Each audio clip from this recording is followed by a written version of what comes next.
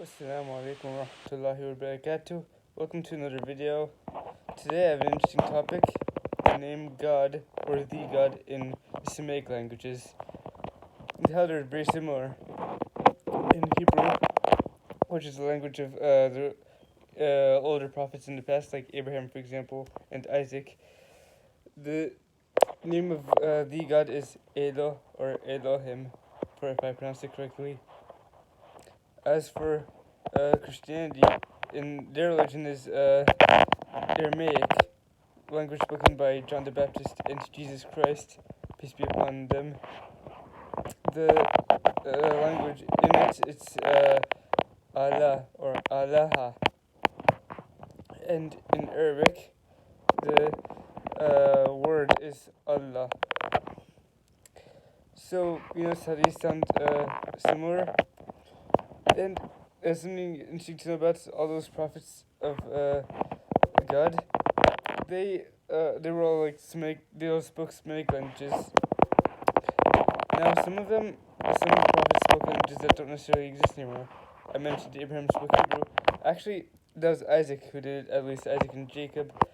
As for Abraham, we aren't too sure. Maybe the language of both Isaac and Ishmael and Abraham were the same, while Isaac made a one turn for the people of Israel, while Ishmael made the other turn for the Arabs.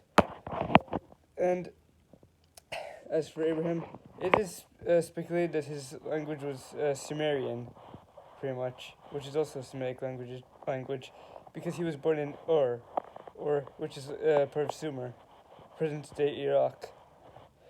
And there are other places where some of the other prophets were born, like Noah, being born in present-day Jordan. And what other examples are there? There's different theories on where Adam was born. Some people say it's Sri Lanka. I don't know where they got that from. I don't know if where the Garden of Eden is exactly. Some people might say Armenia, present-day Armenia.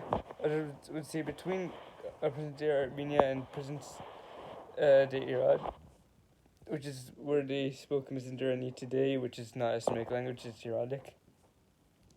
And, however, I feel like the place that's most accurate, one of the most accurate places might be present-day Ethiopia. There are maps today signifying where the humans originated from. And in Ethiopia, today they speak a language called Amharic, another Semitic language. So it's very possible for Adam to be from there, especially since humans were known to have been originated in Africa. Because like I said in another video, the fossils, the deeper the fossils are, the older they are than each other. And so the deepest ones are in Africa. So it could be that Amharic the ancient form of it may have been spoken by Adam, peace be upon him. So that's it for today's video about Semitic languages and God, the God in those languages. Ilah in Arabic or Ilaha would be God, just a God.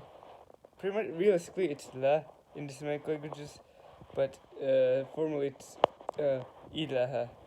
Way better way to say it. That's why we say La ilaha illallah. There is no God but Allah. Allah is the Ilaha of the Alameen.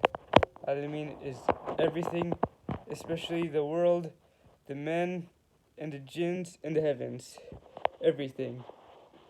That's it for today's video. Remember, I hope you liked this video. Please leave a comment. I want to read them.